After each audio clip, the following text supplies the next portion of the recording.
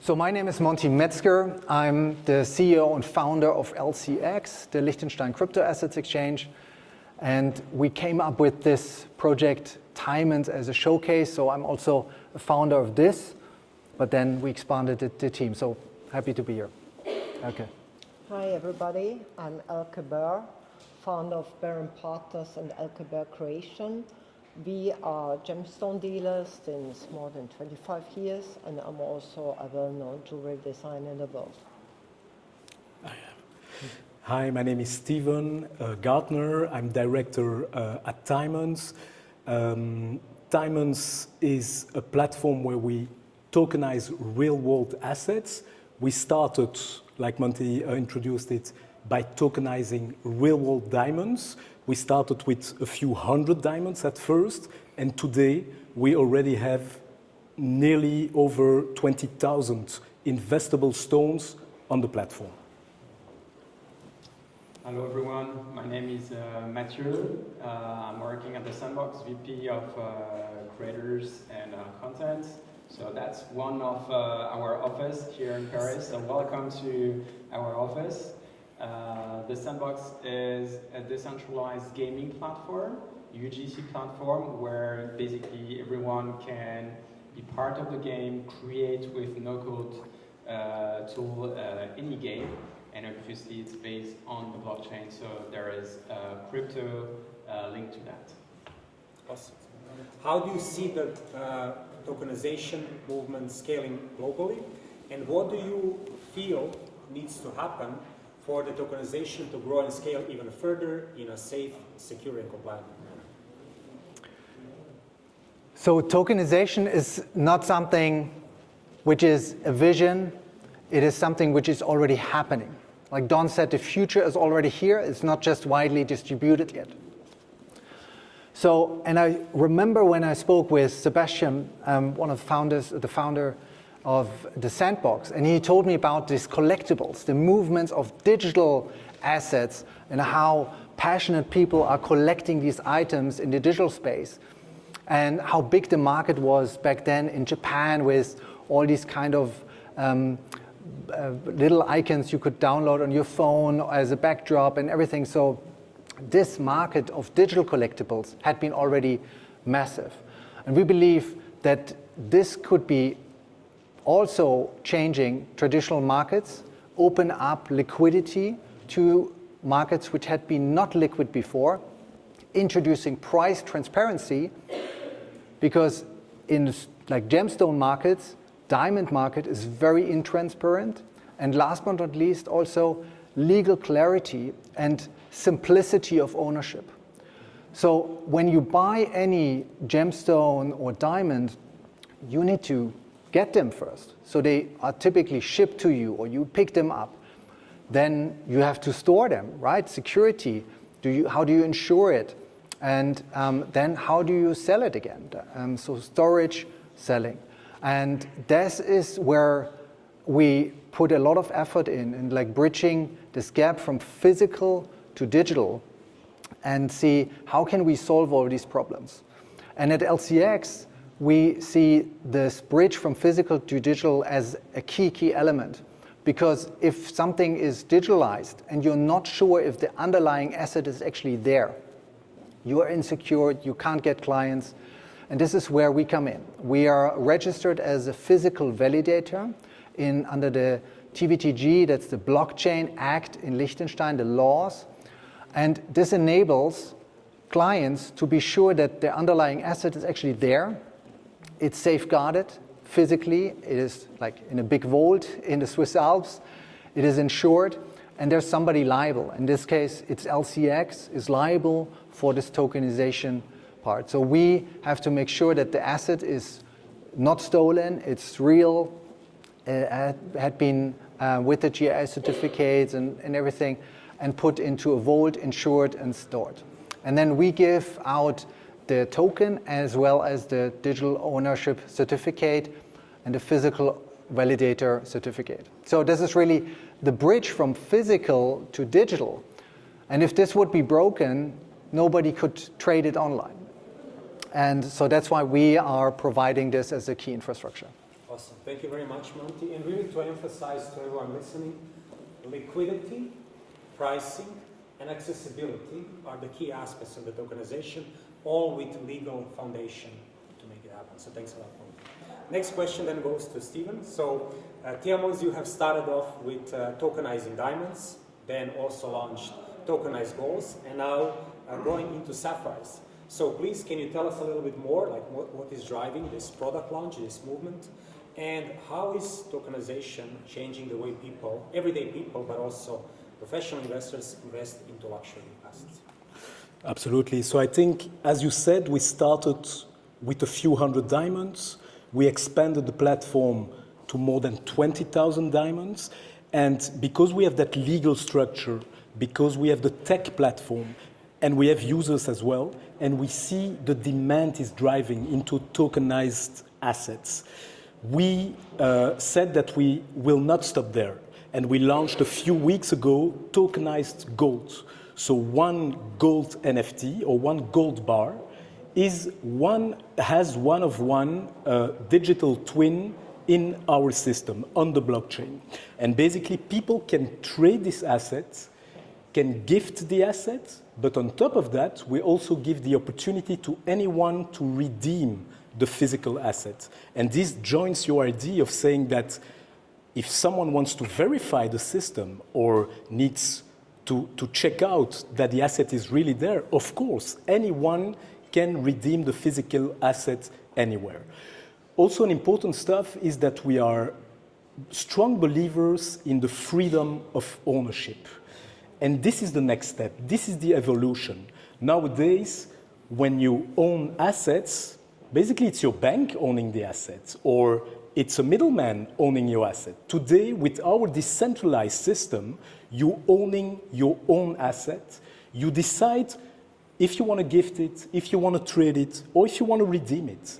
And I think what comes out of this freedom of ownership is trust, security, as you said, liquidity, but on top of that, we are very happy that you can come to the platform and basically trade 24 hours 7. And that's a game changer, because at the end of the day, the crypto industry is open all the time. Now, as I said, we tokenized diamonds, we tokenized gold, and today, like you saw in the video, I'm very happy to have Elke here next to me.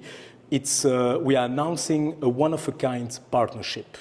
We are tokenizing and bringing a sapphire collection on-chain. Elke will tell more about that, about the specs of the stones.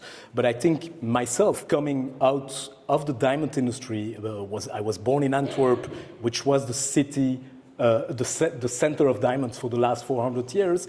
I always had an eye on some gemstones. I love gemstones, and I think, by the way, bringing those assets on-chain, making it possible to anyone worldwide to invest in those assets, because yesterday it was not possible. And today it is possible, it's live on the platform. And so I'm happy to launch that new collection of sapphire on diamonds with Berr and Partners. Awesome, thank you very much. And also just to further emphasize, we talked about the features, the benefits of tokenization, but also Stephen actually mentioned that with tokenization you reduce risks as well, right? So you have direct ownership of assets through tokenization, through blockchain, so we're also reducing risks, right? And I think, Stephen, you did me a favor, but actually kind of unintentionally asking the question, the next question from Sorry. Elke. So you're a world-renowned expert in rare gemstones. Tell us a bit more, why are you starting with sapphires, and what's really exciting you in tokenization of real-world assets, and maybe what's next? Yes, of course.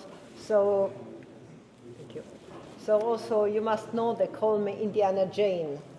So you will ask me, why Indiana Jane? So already at 17 years old, I traveled to Sri Lanka, buying my first gemstones and doing the maturity work from the mines to the hand of a beautiful woman. So for me, it's adventure, it's passion, and it's something very special. So very early, I was really fascinated by this world, by these gemstones, and so I had all the historical aspects also. And besides that, I'm also gemolog, and I started, of course, to learn also antique jewelry. I was hired when I was 21 already for a well-known brand, and I was already the stone buyer. And very early, we opened the company Berr & Partners, and I'm also at the jewelry sector was doing. So why, I come back to your question, why Sri Lanka? It's my first love. And also the world's best sapphires are coming from Sri Lanka. It's a source which always existed for a long time. And if you think, because we are talking about investment, so if you think what is the oldest investment in the world, it's gemstones. Think about what you can find in all museums in the world, it's gemstones. What you can find in the gravery of in Egypt, it's gemstone and jewelry. Think about Greece and Rome, what you saw there, gemstones. So gemstone trading or gemstone as investment, it's nothing new. It's the oldest investment existing. And also we could see, you know, there are some mines which are really fabulous. And also already Marco Polo, he was bringing gemstones from Asia to Europe. All the dignitaries in the world were collecting gemstones. So if you realize that, because sometimes people forget also the aspect of history, also the religious aspect. The Jewish, for example, gemstone is in the Montu. It's in the Montu in English. Thank you. You can see this. Then also, you know, in the Hinduism, the rubies of the gods. So all religion always were in gemstones. So again, it's nothing new, but you have to really, you see the value. And sapphires, for example, it's fascinating. Sapphires are coming in all colors. But do you know, and who of you are knowing, that only 2% of all gemstones are investment grade? Because 98% of all the gemstones coming out the mine, you see the rough, they're not beautiful enough to use them like that. So you have to heat them. The heating means the color gets better, the inclusion's going out, and then you cut them and you can use them. So what is very rare and what we are doing here, because Monty and Stephen, they were really explicit, it really must be investment value. It's the absolute natural ones. So the one who come out of the earth already so perfect that you can use them like that. You only need to cut them. And personally, my son, you saw, he was spent now 3 months in Sri Lanka, checking for every stone, going on the mines. I was also in January, so we really went there again to Sri Lanka, selecting hand-picked, very rare sapphires for you, for this investment grade. Everything is certified for the authenticity and for the origin. And these gemstones, which normally you can really very rarely buy, because what you find normally on the market in the jewelry, it's the heated ones. But this is the investment. So I can only say it's a unique opportunity for you, and the prices are absolutely low, because as I said, we went directly there. There's no middleman from the mine, from the cutter to us and on the platform. So, and I have a surprise for you. So if somebody wants to see some of the sapphires, I have them with me. I will sit afterwards in the room, so you can really come, touch, see, because this asset exists. It's a real world asset. And if you go through that timeline, and we have a lot of statistics, so if somebody is interested to have the statistic, I can show them. The prices of sapphires always went up, and they will go up even more. I don't talk now about token, just about the sapphires.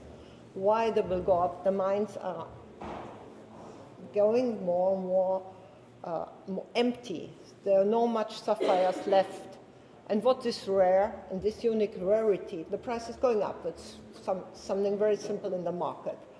And that's why we started with the sapphires. But I hope in the future that once we select it, will soon be out, and then we go in other sapphires, other mines, and the future is there for you. Awesome. Thank you. Awesome.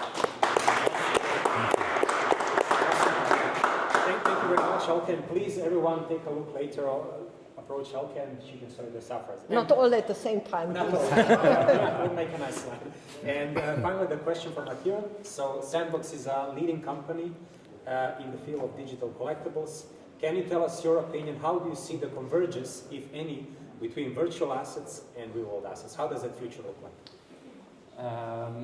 So I think we said in the introduction that the future is here. I just want to step back a minute to look at the fact that we are in a changing moment, a turning point in the history, as we've got more people who were born with digital now than people who were not born with digital. So that's the first time in history. And what does it matter? Because this generation has specific usage, specific habits. Obviously, when it comes to gaming, they are spending a lot of time, in video games. In the US, they are spending more time in video games and virtual worlds than in front of television. And obviously, they are also owning digital assets without having any physical items. So I think it will be the underlying trend also supporting this tokenization, the fact that you can buy without having the digital assets in front of you straight away.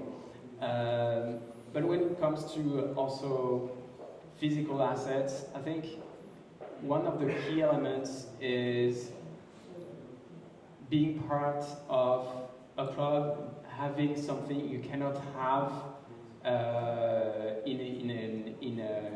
in digital or in real life.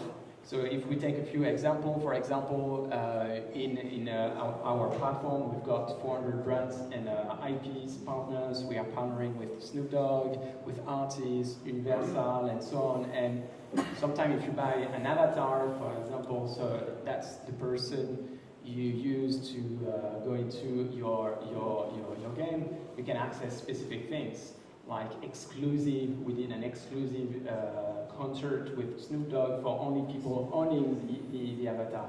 And Blondish did the same in Art Basel in Miami. So you can imagine also things for other types of industries. For example, if I buy gemstones or a specific diamond, I'm going to be part of this club, and potentially I have the chance to meet Indiana Jane in real life, to have your story, or potentially even go to Sri Lanka to visit,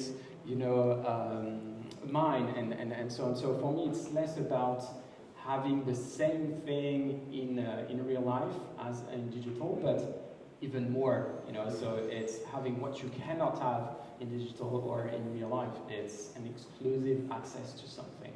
So that's at least a way to see things. Awesome, amazing. One last question then for each of the panelists. In one sentence, what excites you the most about the future of tokenization of real-world assets? What excites me the most is really that we are at the tipping point of the industry. We had the blockchain week talking about the current industry. And we are now a few $1 trillion in terms of market size and volumes and everything. If we talk about real-world assets, we are unlocking 10 times, 100 times bigger markets. If we look at gemstones, diamonds, it's already bigger. But overall, tokenization could really bring the whole industry to a much, much bigger level. And ultimately, what we want is that the term blockchain will fade away, that everybody is just using the blockchain as using HTTP protocol, email, or Wi-Fi. You're just connected to the internet. And back in the days, we were still saying, are you connected to the internet? Have you logged in and everything? Now you are just online. And this will also happen with tokenization. Everything that can be tokenized will be tokenized, repeating that over and over again. A massive opportunity, $1 trillion markets ahead. So for me, being from the traditional world, until now, if somebody wanted to buy a sapphire, he had to come to me, to my office in Geneva, to buy it. And so give the opportunity now worldwide to the younger generation, as I told, to the digitalized generation. When I heard about, when we talked about with Stephen, I said, wow, that's incredible. it's a whole new world. And like you said, the possibility we could have with that, it's incredible. And I always think also about another aspect, the sustainability. It's very important. You know where it's coming from, the authenticity we can guarantee. So this is given with the blockchain and the security, because the gemstones are securely stored. So there's so many things together which I really think it's mind-blowing for me, because all this I understand a bit, but not like you will understand it probably. It's something new, and having this possibility together, it's just mind-blowing for me, and it's really something absolutely new. For me, it's the fact of giving accessibility to anyone, anywhere, to being part of a certain markets that were previously inaccessible, markets that were only, only for the richest, the high net worth individuals, or the private offices, or the guys with a certain possibility to access those assets. So the accessibility is king here for rarity. And I think bringing exceptional stones, for example, but stay tuned on our socials, because we're bringing new assets in the coming months. We have a lot to announce. One thing that I think we forgot to say, and that is also key to this project, it also touches the accessibility, but the social impact. As we said, and we announced also, every stone that will be purchased on our platform goes back to community. And it's something that is super important for us. Maybe, Elke, you can just say one sentence about that, but a part of the revenues of every sales will go back to younger children in Sri Lanka to help them learn and about gemstones. But maybe you can say a sentence about that. And I think that's the beauty as well: accessibility and giving back to community. Yeah, as you can imagine, in Sri Lanka, a lot of poor children, and of course, more stones they're selling the families, more it goes back also, because I said we buy directly. But on the other hand, my son was with a local partner now implanting a foundation which learns the children, underprivileged children, English. Because you can imagine, if you learn English, you already have access to school, you have access to other possibilities. So, and all this, you can do online. So there's online learning in English for underprivileged children, so they're giving the computer everything they need. Now we start with Sri Lanka, and in rural villages, especially also women, which are the last one sent to school and the last one who learn English. So this equality, and for me it's very important to give back. So it's something, it's a drop, but more of the drops we are going, better also the life will go, because these children learn English, they will have better jobs, they can go forward, they can work for others, and then it will go on. They can learn their children also, and you can imagine the impact all this can have. And of course, later on, we want to expand this to other countries too. I think what is super exciting is the fact that over the past 30 years, we didn't have any digital ownership. So having digital ownership now, there is a direct link between the creator, the business, and the end consumer. So you don't have any gatekeeper, you don't have any platform anymore. So it's creating a completely new creator economy. That's number one. And number two is the fact that the technology is here. You mentioned it. New generation is already using it. So it's not a matter of what and when. It's here, it's now, it's more how, and so it's exciting to see what's coming. It's going to be next. Awesome. So thank you very much to the panelists. Please.